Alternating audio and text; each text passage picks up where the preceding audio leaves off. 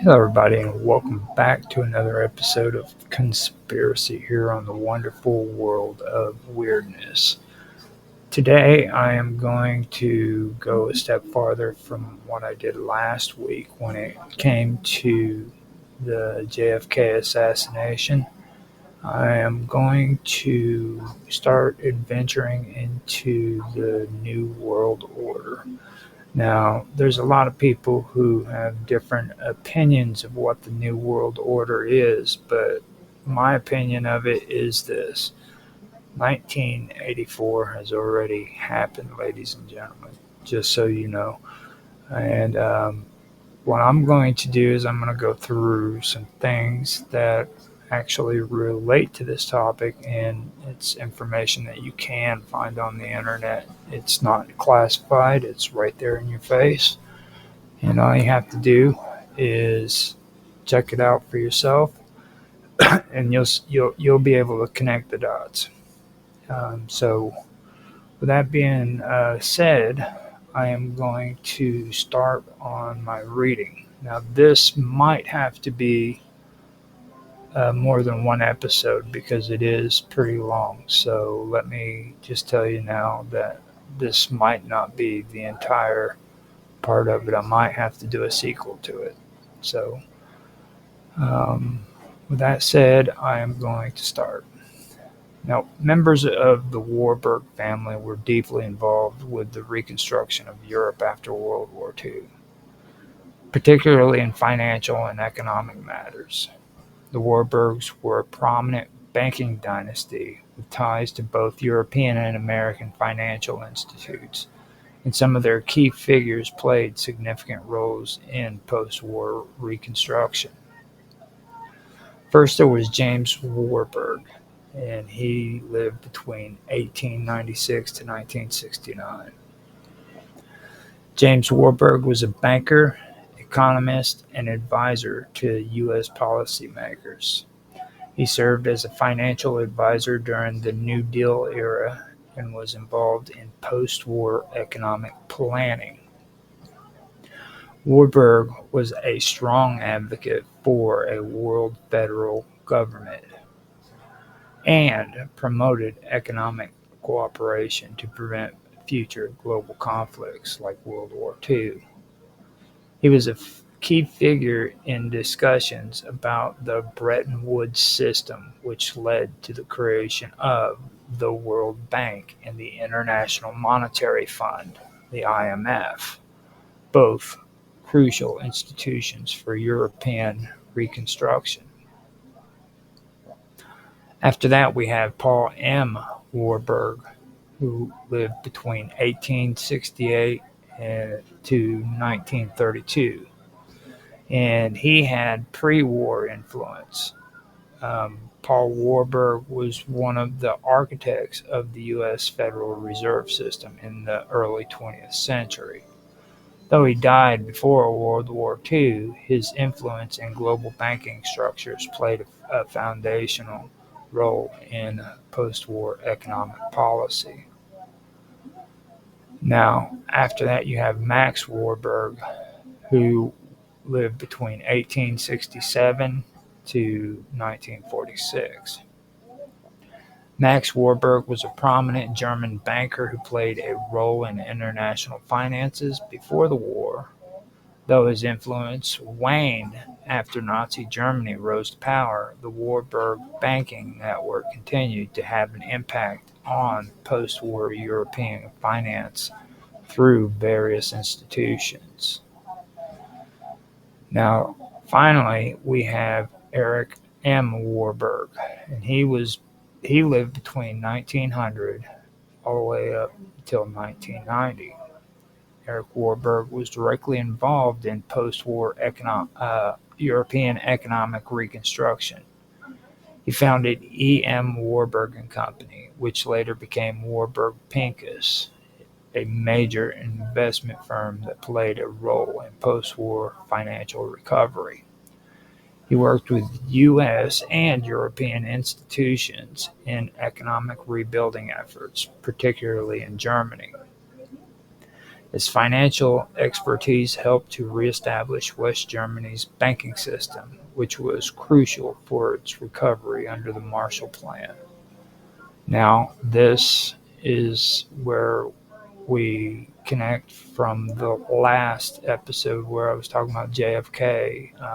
Now, the Marshall Plan is where um, one of the members of the Warren Commission was a part of, and that would be the connection there. So this all ties into JFK too, eventually later down the road. Okay, let me shut that door. Okay, now after World War II, Europe needed extensive financial and structural rebuilding. The Warburg family, with its deep connections in banking and international finance, contributed to several key initiatives.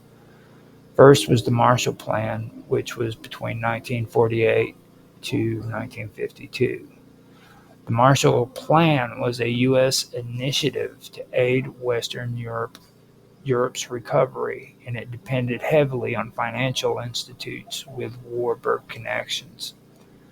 Eric Warburg and other financiers helped facilitate loans and investments to rebuild German industries. The plan revived European economies, stabilized currency systems, and ensured U.S. economic influence in Europe.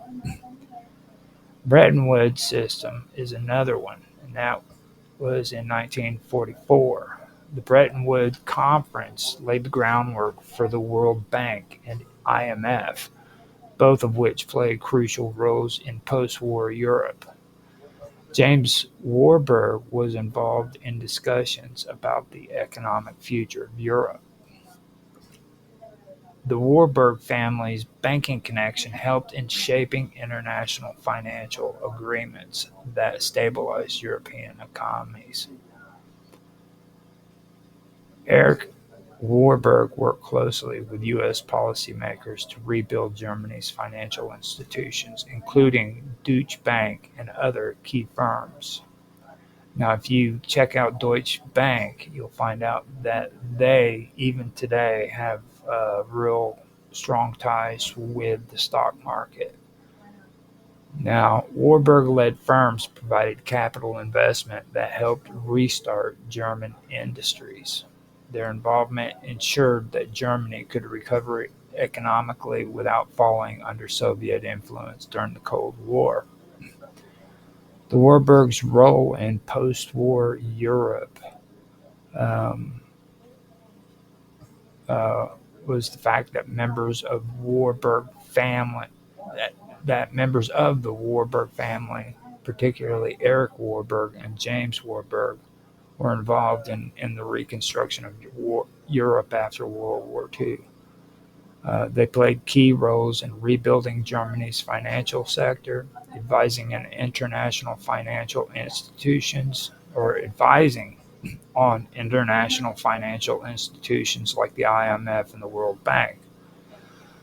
They also assisted in post-war economic stabilization programs, and they facilitated American investments in European recovery efforts. Their influence helped shape the economic structure that allowed Western Europe to recover and avoid economic collapse, particularly through the Marshall Plan and Bretton Woods system.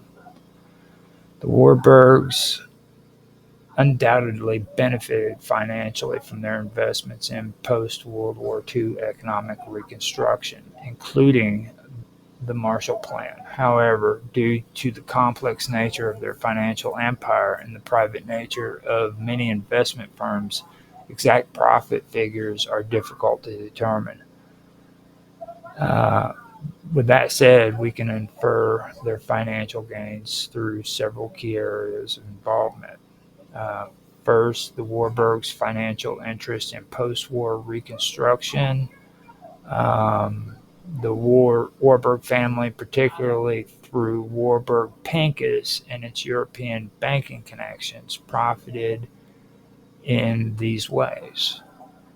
Um, Eric Warburg helped reestablish banking operations in West Germany, including the reorganization of Deutsche Bank and other financial institutions, like I'd said earlier. Now, Deutsche Bank um, is a very, very influential bank even to this day. If you do the research, you'll find out that they actually helped in the rebuilding of Europe after World War II, and they actually profited quite a bit from it. Um, there was so much profit being made from the rebuilding of Europe that, like I said, people don't even know for sure what the exact numbers are from it.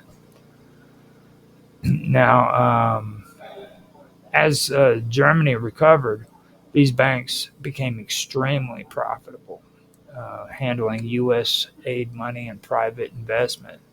Warburg Pincus, a firm founded by Eric Warburg in 1935, became a major player in post-war private equity and venture capital, investing in European industries and rebuilding it after the war.